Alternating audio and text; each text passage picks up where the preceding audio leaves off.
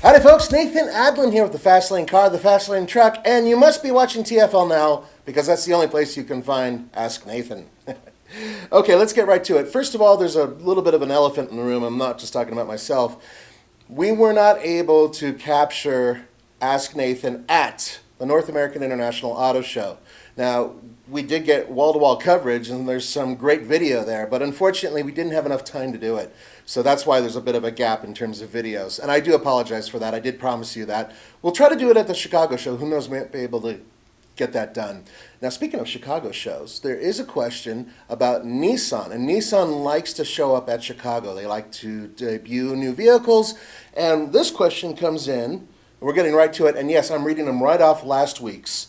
From, let's see, Sasquatch 1771, and he wanted to know if there was any information on the Nissan Frontier diesel.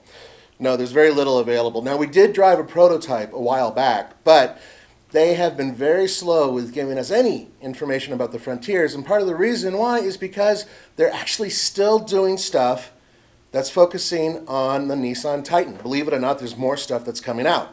And that's why we're not hearing anything about the Frontier. First the Titan, and once that's all done, hopefully, then we'll hear about the Frontier. Now here's one of the main questions, and this comes from Andreevich. And the question is, Mustang or Camaro? Thanks. Makes it so much easier that way. First of all, if I had a choice between those, I'd choose this. I actually really like the Challenger because it's a lot more comfortable for me to get into and drive and live with on a daily basis. However, those two vehicles really are at each other's throats, and it's a great competition. Think about it. You have two cars that are, so close in terms of spec, in terms of capability, in terms of who they actually appeal to. Back in the old days, I would say Mustang. I actually had a 65 Mustang. Absolute truth. But I also had an 84 Camaro. I would choose the Camaro based on what's going on right now. The new V6, fantastic. I love it. I've said it before in videos. And the SS is awesome. Both cars are currently mechanically superior to the equivalent Mustang. I prefer the Mustang interior. I like the design of the Mustangs. I love the new haunches. But I would choose the Camaro. Now, in the very near future, Mustang is upping their game. There will be updates to all of their power plants, their exterior design. They're updating the interior, the electronics, and we have some information on that as well. But until I drive those, I can't say that I would buy them. So yeah, right now, at least for right now, the Camaro, and if I didn't have to choose that, I'd choose one of these. Probably the next question's version. And the next question is, talk about the new Dodge Demon. That's right. The Dodge Challenger SRT Demon is coming out very soon.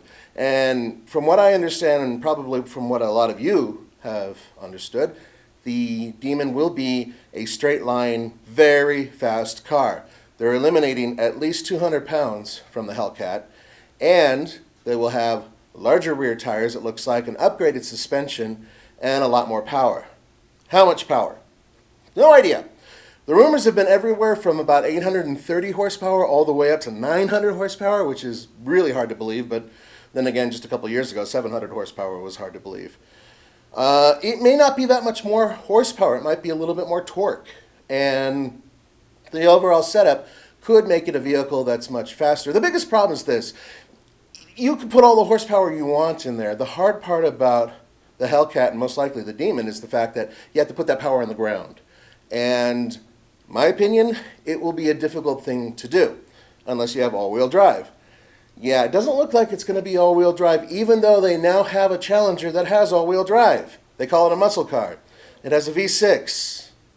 So until they put the V8 in there and really liven it up, I wouldn't really call it a muscle car with all-wheel drive. Okay, let's move on. By the way, that came from Tekken Cars, so thank you. What would you rather have, the Nissan GTR or an Acura NSX? That's a really good question. I probably would go with the Nissan GTR. I've driven more of them, and I really like that car. I did drive the Acura NSX, but it was a really brief drive, and as awesome as it was, my just personal choice would be for the GTR. I think it's because over the past, say, 5 years, 4 years, they've really honed it and taken all the bugs out of it, and right now, it's so sweet to drive. So that would be my choice. And that comes from Adrian Sanchez. Thank you. Okay, let's see here. So when do you think the Ford will bring, the Ford, I said the Ford. When do you think Ford will bring the new version of the Fiesta to the United States? I really like the turbo 3-cylinder, and I'm seriously considering buying one in the next couple of years. And that comes from Murphy, the band child. His names are great. Murphy, I honestly don't know. Ford has been very quiet about some of the new cars that are supposed to be coming our way. Now, I don't know if what they're trying to do is create buzz and start putting out stuff on social media to kind of amp things up and not tell the press, which they've done before and apparently they're still doing. Or it's just simply that they haven't gotten to that point yet where they're bringing the car here. Now, I hear that there will be a new platform that's coming pretty soon for the Fiesta, so that could be what they're waiting for. Thank you for the question. From Ethan Meister, what do you think of the Volkswagen VR6? Well, in the old GTI, I really liked the VR6, really gutsy engine, but it is now, well, kind of old, actually. So, the performance from the VR6 is still comparable to a lot of other V6s out there. I've found that they are not quite as sophisticated as some of the new V6s that are out there. The VR6 is a really old engine by comparison. Nothing wrong with it, though, so that's the best I can do.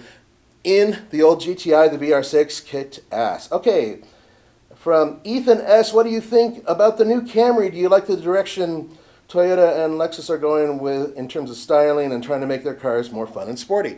Well, I like the fun and sporty part. The new Camry is longer, lower, wider.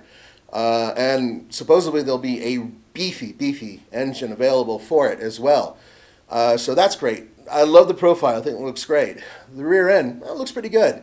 The front end is really busy on the Camry. So in terms of design, I'm kind of 50-50 with it. I'm not a big fan of the front end, but the rest of it's great. The new interior looks fantastic. I only sat in it at the car show. That's not enough time to really tell you much about it, other than the fact that it looks like it's really well put together. So in the future, we'll be driving them and we'll be able to tell you more about them. And that question came from, oh yeah, Ethan S. already mentioned that. Okay, let's quickly move on. We are starting to run out of time. Hey guys, love the channel. Is Toyota making a new 4Runner or Sequoia? Thanks. And this comes from Nathan Parker. Great name, Nathan. The answer is yes, but we don't know anything else about them. A lot of theories. I mean, the Sequoia is really old, but it's still in demand. It's actually one of those vehicles that doesn't seem to go away, and hopefully Toyota will eventually update it, especially with the new Nissan Armada being out there and other vehicles that have been updated or are brand new. So hopefully, they might be waiting to see what Jeep does with the new Grand Wagoneer. Who knows? Nathan, the new Colorado ZR2 has a front locking diff. How important is having one on an off-road truck? Plus, realistically, how often would you use it? And this comes from Colt C. Colt, that's a great question. We've proven before, just on off-road trails, that having a front locking diff is great. It's more important to have a rear locking diff because, frankly speaking, that's something you'll use more often and for more things. Not just going off-road, but you can use it in snow sometimes when you need to get out of a ditch or whatever. But having a front locking diff is huge. Look at how many people who own Jeeps upfit them with either an air lock or an electric locker. They do that because, obviously, having all four wheels pulling you through something, well, that's really important. How often would you use it? Well, frankly speaking, it depends on what type of driver you are. Do you go off-road often? If so, then you might use it more often. Personally speaking, it's kind of a pissing contest with some people who say, I've got this, and never use it. With me, yeah, I would probably use it from time to time. I live in a place where there's giant mud puddles and sinkholes, and more importantly, snow and off-roading. And yeah, I'd use it just so I could use it and say I used it, right? But thank you very much, Colt, for the question. Couple left. Let's see. Will Toyota update the Venza? And this comes from Konmeg Vang. Konmeng Vang. I'm sorry if I mispronounced your name. No, it doesn't look like they're going to. I did ask about it, and they said that there were no plans currently, but that could change overnight. The Venza has never been a super seller for Toyota.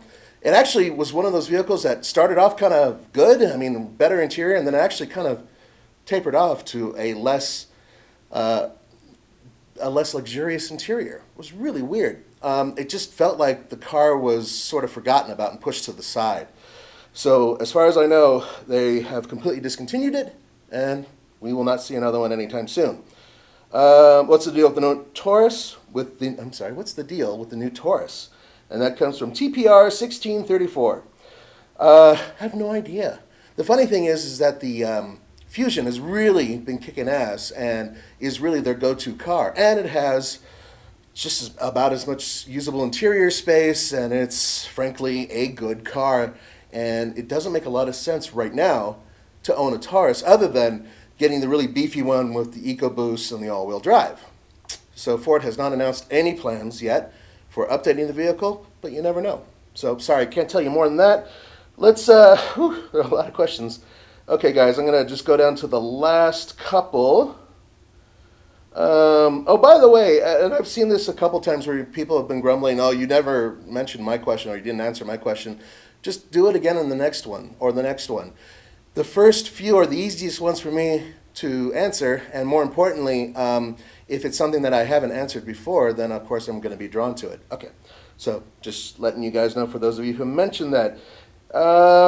Do you think the 2018 Ford Expedition will be at the Chicago show? And this comes from Hillary Trump.